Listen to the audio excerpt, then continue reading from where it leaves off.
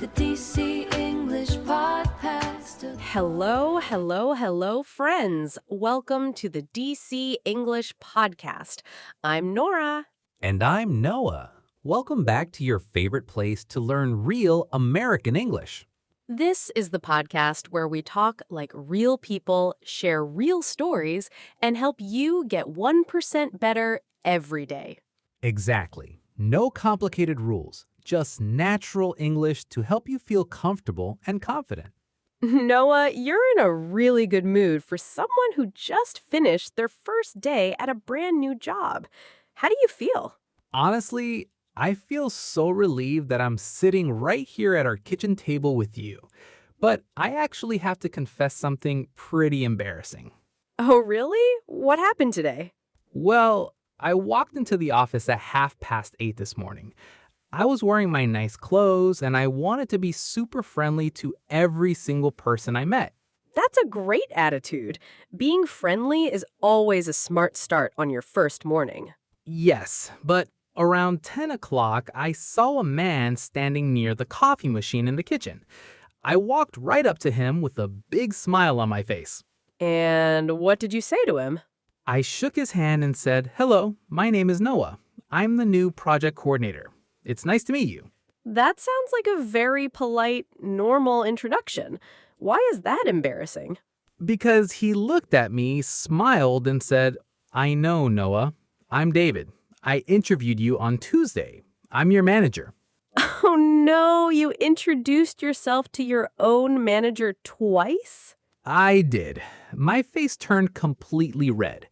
I was so nervous about my first morning that I forgot what he looked like without his formal interview suit. Oh, please don't feel bad about that. That's such a common first day mistake when your nerves are running high. Really? You don't think he thinks I'm terrible at remembering people? Absolutely not. On your very first day, your brain is processing 100 different things at once. Everyone expects you to be a little overwhelmed. Overwhelmed. That's the perfect vocabulary word for how I felt this morning. There were way too many names, too many doors, and too many passwords. Exactly. When a company brings you in on your first morning, they usually give you a tour, set up your email, and explain the basic rules of the office. Yes, I spent 2 whole hours filling out forms and reading about company policies. We have a specific word for that first learning period at a new job. We call it orientation. Orientation. That's when they orient you or help you find your way around the company. Exactly. Some companies also call that process onboarding because they're welcoming you on board the team. Onboarding. I really like that word. It sounds like you're getting onto a large ship together. It really does. Now tell me about the rest of your morning. How did you introduce yourself to your new coworkers after the coffee machine incident? Well, that was another part where I felt a little awkward. I never know how much information to give people when I say hello in the hallway. Curious, what do you usually want to say when you meet someone new? I want to tell them my name, my job title, and maybe explain what project I'm working on. But I worry I'm talking too much and wasting their time. Keep it as simple as possible. You only need 3 short pieces of information for a natural workplace introduction. 3 pieces of information. What's the first one? First, your name. Second, your team or department. And third, a warm question to include them in the conversation. Give me an example. How would that sound in real life? You could say, "Hi, I'm Noah. I just joined the logistics team. How long have you been with the company?"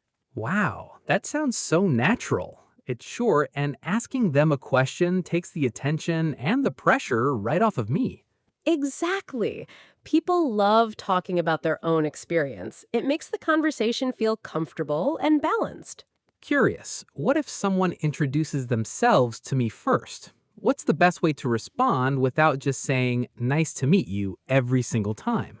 Nice to meet you is always safe, but if you want to sound more professional, you can say, "It's great to meet you. I've heard wonderful things about your team." I've heard wonderful things about your team. That's such a polite and positive way to answer. It creates instant goodwill with your new colleagues. But Noah, introductions are usually the easy part. What happened when you actually started working at your desk? That was the scary part. Around 2 o'clock, my manager sent me a spreadsheet, and I didn't understand how to fill out the second column. That happens to everyone on day one. Every company uses different systems and software. What did you do? I stared at my screen for 20 minutes because I was afraid to ask for help. I didn't want to look incompetent. Noah, asking for help on your first day doesn't make you look incompetent. It actually makes you look smart and careful. Wait, what do you mean? Why would asking a question make me look smart? Because a good manager wants you to ask questions early so you don't make a bigger mistake later.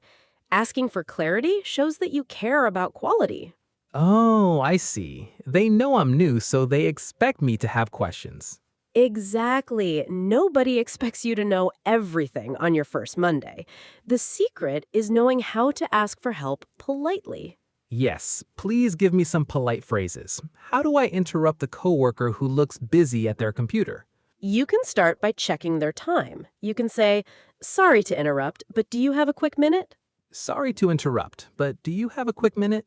That's very respectful because you're checking if they're free first. Exactly.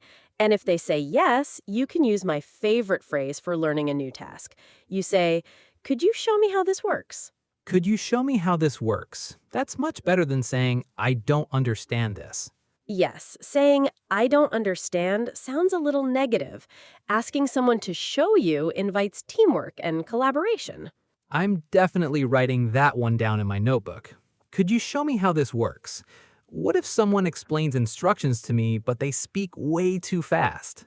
That happens constantly, especially with native English speakers who are rushing through their day. Yes, I always feel embarrassed to ask them to repeat everything from the very beginning. You don't have to ask them to repeat the whole speech. You can use a great technique called repeating back. Repeating back? What does that mean? It means you summarize what you understood in your own words. You start with the phrase, "I want to make sure I understand."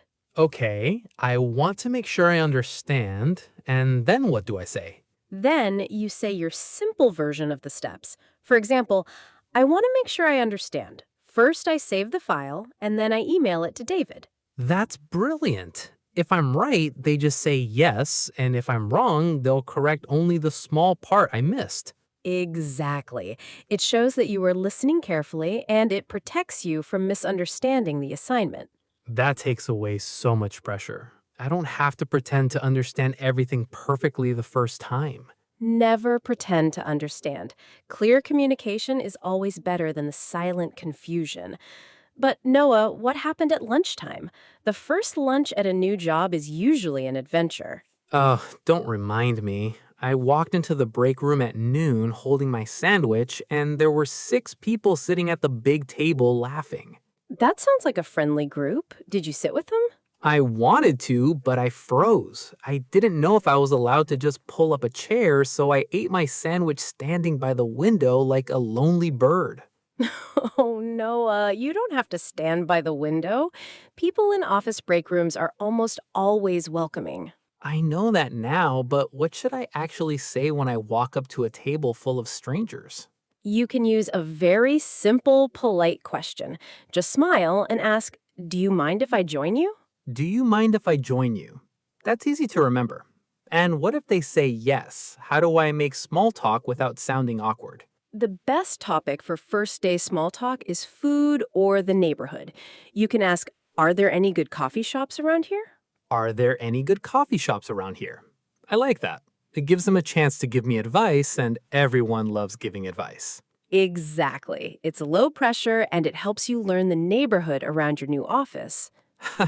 I'm definitely sitting at the table tomorrow. But that wasn't my only afternoon adventure, which brings me to my second embarrassing mistake of the day. Oh no, what did you do after your window sandwich? Around 3 o'clock, I walked confidently into a conference room, sat down at the large table, and opened my notepad. That sounds very professional. Why was that a mistake? because 10 minutes into the meeting, I realized they were discussing the marketing budget. I was in the completely wrong room. You sat through a marketing meeting? How did you get out? I waited until the speaker paused, apologized quietly, and sneaked out the door. Navigating a new office building is like walking through a maze. Please never feel silly about things like that. Every new building is confusing. A simple, polite way to ask for locations is using the phrase, "Where can I find?" Where can I find? So I could ask, where can I find conference room B?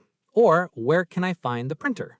Exactly. It's direct, polite, and nobody will ever judge you for asking where things are during your first week. That's good to know. But Nora, right after I escaped that room, I had to send my very first official email to my manager, David. Sending that first email is always nerve-wracking. What were you writing him about? I just needed to send him the spreadsheet we talked about earlier, but I stared at the blank message for 15 minutes. I didn't know how to start or finish it. I understand. Professional email etiquette can feel like a secret code. How did you start the email? I wrote, "Hey David, look at this file." And then I deleted it because it sounded like a text message to my brother. Yes, that's a little too casual for your boss on day one. A great, safe greeting for a manager is simply, "Hi, David," or "Good afternoon, David." Okay, good afternoon, David. That sounds much better. And what about the sentence before I attach the file? You can use the standard business phrase, "Please find attached." For example, "Please find attached the updated spreadsheet." Please find attached the updated spreadsheet. That sounds so professional. But what about the sign off? How do I say goodbye in an email? For everyday emails with your team, you can sign off with the word "best" or "best regards," followed by your name. Best Noah. That's simple, polite, and not too formal. I wish I had known that at 3 o'clock today. Well, now you know it for tomorrow morning. Every single day gets a little bit easier. That's true. And at 5 o'clock, when it was finally time to go home, I wanted to say goodbye to David in person without making another mistake. How did you say goodbye to him? I just said, "Thank you for your help today. I'll see you tomorrow morning." That's a wonderful way to finish your first day. It shows gratitude and positive energy. You could also add, "I'm really looking forward to tomorrow." I'm looking forward to tomorrow. That means you're excited and positive about coming back, right? Exactly. It leaves your manager with a great impression of your enthusiasm and dedication to the team. You know what? After talking this through with you today, I'm actually excited for tomorrow now. See? Yesterday you were nervous. Today you're already part of the team. And to everyone practicing with us today, be sure to check the description below this video to download today's free practice guide. And please hit that subscribe button so you never miss a conversation with your favorite English companions. Keep speaking, keep growing, and always remember that you belong in that room. Remember, learning a language is just about getting 1% better every day. You are doing better than you think. So be kind to yourself, keep practicing, and we'll see you next time.